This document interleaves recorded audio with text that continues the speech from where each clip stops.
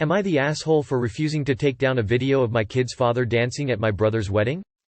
My children's dad and I got separated and divorced 2 years ago. We're on good terms regarding co-parenting. And since he's close to my brother had invited him to his wedding. Perfectly okay with me since the kids were thrilled to get extra time with dad. I was taking a video of mom and my kids at the wedding and posted it on my Insta. Hours later, I get a call from my ex yelling about my camera catching him dancing drunkenly in the background. I said, "So what?" He told me he's getting engaged to his conservative girlfriend soon and if her or her conservative family saw him in this video then there's gonna be trouble. I thought that was silly. He demanded that I take it down but I declined. He insisted saying he was, technically, recorded via my camera and he did not consent. I called him ridiculous and refused to take it down. He's gotten the kids involved now which got me mad and made the argument escalate. Mom is saying I should take it down but I feel like he's trying to control my social media activity. Am I the asshole for refusing? He said that his girlfriend can and will see it via the kids since they're with me on social media. Ask yourself this: is that silly video worth destroying your co-parenting relationship with him right now? Because he is absolutely in the right to demand you take it down if he's featured in it. No one says you have to delete it off your phone, so the memory isn't gone, but it's petty of you to insist it should remain online. You are the asshole. You are the asshole. I don't think he actually needs a reason. If someone asks you to take down a video of them then you should. Unless you have a good reason to keep it up. I don't really see what you gain from keeping it up and it clearly hurts him and damages your relationship with the parent of your children. Repost with a clown over his face. Am I the asshole for taking our son trick or treating without my wife? My 29 male wife, 30 female, and I have a 4-year-old son. As Halloween approached this year, my son let me know that he wanted to dress up as characters from his favorite show at the moment. These aren't costumes that are readily available to buy, so I was going to have to do some crafting magic and make them. I'm a stay-at-home father and my wife is something of a workaholic. She could cut down on her hours if she wished, but she's always been a very work-driven, focused person. She's not very maternal. Because of this, my son has never been very attached to her. They have time together at dinner, but even during times when my wife is off work, like during bath time and bedtime, it's always just me. This isn't me complaining. I signed on for the sod life and I enjoy every minute of it. I just wish, for his sake, that she would be more involved. About a month before Halloween, my son asked if my best friend, 35 male, could dress up with us. He had already assigned himself and me a specific character and I had started work on the costumes, so I figured it wouldn't be a big deal to add one more. He adores best friend. They have such a sweet bond, and have since my son was born. I asked best friend if he wanted to join us trick-or-treating, and he immediately agreed. During dinner the night following this, I asked him what character he wanted his mom to be. My son said he only wanted to go trick-or-treating with daddy and best friend. Over the course of the next month, I would casually bring it up again to my son and he continually gave the same answer. My wife was clearly hurt but would always brush it off. Fast forward to Halloween night. I had spent weeks working on these little costumes for all of us. As we were getting ready, my wife and I got into a big argument over the fact that she didn't have a costume. I pointed out that if she had wanted me to make her one, she could have requested I do so, or she could have gotten one for herself. She said it was ridiculous that the three of us were doing a matching theme and leaving her out of it, and that she wasn't even going. In the end, best friend and I took him trick-or-treating alone and my wife still isn't speaking to me because she can't believe I actually went without her. Am I the asshole? I have to go with you or the asshole. I'm halfway waiting for the update where you turn the guest room into an art studio for the best friend without discussing it with your wife. Info: why did you let your 4-year-old exclude mom and kind of just roll with it? Especially since you say that she was clearly hurt by it and also that you wish they had a stronger bond. Not making a judgment yet, just looking for more clarification on your thought process when he said he didn't want her coming. Not downplaying that she needs to make an effort cause she obviously does. Am I the asshole for listing everyone who has learned sign language for my sister to my parents? I'm getting a lot of trouble for this one, so I could use some outside opinions on if I should apologize or not. I, 16 am the middle child, with my older sister being 23 and my younger sister being 13 now. 5 years ago, there was a car accident and my older sister, we'll call her Natalie, got banged up very badly. Most of it she got better from, but she's mute now from damage to her vocal cords. Natalie gets by very well with sign language, however, our parents have always refused to actually learn ASL.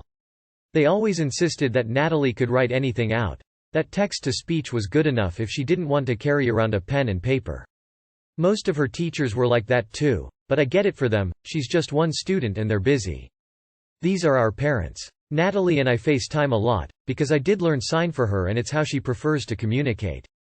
She texts my parents okay, but my parents want to use text to replace the long phone calls they had with their parents when they went away to college, and Natalie doesn't want to just sit around and text with our parents for hours at a time. They expect her to be sitting on the couch with the phone and replying as fast as possible in real time, and she's not interested. I overheard my parents complaining about this and insulting Natalie for it, and I blew up at them. I pointed out everyone who'd learned sign for Natalie, me, multiple cousins, our grandparents, multiple aunts and uncles, the 2 boyfriends she had after the accident, one of whom cheated on her, so he wasn't exactly Prince Charming but he still learned, her current girlfriend, and her creative writing teacher in high school. So many people learned to sign for her, but never them. My parents got really angry at me and told me I couldn't understand, then grounded me. Then both of their sisters, who never agree on anything, called to tear into me. They told me that my parents both worked full-time, had 3 kids to raise, both had church responsibilities, and that Natalie and I were brats for expecting them to learn a new language on top of that. They sarcastically asked me what clubs and sports me and our little sister should have lost so my parents could spend time learning a new language when Natalie's hands worked fine. My aunts never agree on anything. We can't have activities with both sides of the family because they're so bad. But they both agree that Natalie and I are awful. So I guess I just wanted to come here and see if y'all agree that we're unreasonable and that I should apologize to my parents. Not the asshole, parents should have been the first ones to learn ASL. If church responsibilities are more important than parental responsibilities, then they should get a reality check on what said church is teaching them. Also, it's not Natalie who wants those long phone calls, so they have to find a solution for them, not Natalie. Not the asshole. Personally, I feel that church responsibilities come after family and communication with your daughter is necessary. I think they could find time to learn ASL for her. There's no set time frame for fluency. I found anywhere from 60–90 hours to years. But wow, they can't even sign, "I love you," or, "I'm proud of you." Am I the asshole for telling my half-siblings the truth after my dad sprung them on me? Here's some family drama. A lot of friends and relatives are kinda mixed on this, so I don't know how much of an asshole I am or not here. My 17F dad cheated on my mom when I was 5. I know because I'm the one that caught them one day and asked my mom about who the lady dad was kissing was and kicked off the whole divorce afterwards. Really fun for a little kid, let me tell you. I haven't had much of a relationship with my dad. The custody fight was effing awful and the affair girlfriend was pregnant with my half-brother, 12M. And they got married quickly, and just trust me that my dad has just done a lot to be angry about, to save space. I basically told him I hated him and I stopped talking to him and ignored him during visitation time until he stopped coming. My mom remarried and my stepdad is a much better person and treats me like his own, so I've never missed bio dad much. My paternal family still keeps in touch with him. I just go to my mom's side for all holidays and see them when he's not there. My gran has gotten really sick, though, and asked me to at least talk to him because it makes her sad that we don't have a relationship and he misses me. I decided to talk because I can't say no to my gran. So, a few months ago we talked on the phone and then met for lunch. I told him that for my gran I was willing to see him only, but never family 2.0 and he could take that or leave it. He really wanted me to meet my half-brothers but agreed. One day he picks me up for lunch, but his wife is at the restaurant with the 2 boys, younger is 10. I'm totally furious but we're in public so I'm giving my dad the death glare while trying not to make a scene and texting my stepdad to come get me. The 10-year-old asks if I'm mad about my mom running off with me so I didn't get to grow up with them. I lost it, I probably shouldn't have. I told them their dad cheated on my mom with their mom and ruined our family growing up, and I'm only mad he was a cheater. The kids looked shocked and an argument started but I dipped as soon as I saw my stepdad pull up. Apparently the boys didn't know and are now mad at their parents. My dad's wife is mad at him and me. My dad is upset and wants me to apologize. The family is all over the place about it, but my aunt said I made Gran cry when she heard about it. My mom says I just told the truth and that should never be wrong. But I should have just waited for my stepdad and not gotten mad. Not the asshole. You made your boundaries very clear, and instead of respecting them or at least trying to get close to you before bringing it up again, he decided to spring his new family on you and completely remove your choice.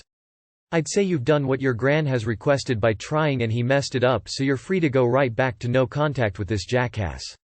Oh, and they deserve to know the truth if they're going to be trying to get them to have a relationship with you. Harsh, but it's the parents' fault, not yours.